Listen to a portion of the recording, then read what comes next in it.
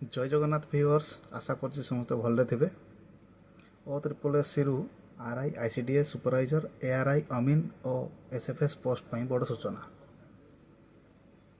तुम जो 20 सेप्टेम्बर 2024 रु 8 अक्टोबर 2024 पर्यटन जो प्रिलिमिनारी एग्जाम होता एवं 23 अप्रैल 2025 जो प्रकाश पाई तार फलाफल से एग्जाम और रिजल्ट को हाईकोर्ट को ऑर्डर अनुसार एवं कैंसल करा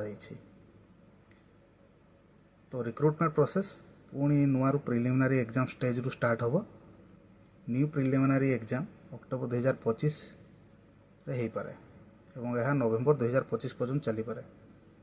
यह कंप्यूटर बेस्ड एग्जामिनेशन होबो जोटा कि समस्त जिले में कंडक्ट करा जिवो। जो मैंने 29 डिसेम्बर 2023 एडवर्टाइजमेंट नंबर 938 O3SC अनुसार अप्लाई करथिले से पुणी एग्जाम देवे। जदि भिडियोटी भल लगी था चैनल टी को सब्सक्राइब निहांती करंतु। धन्यवाद।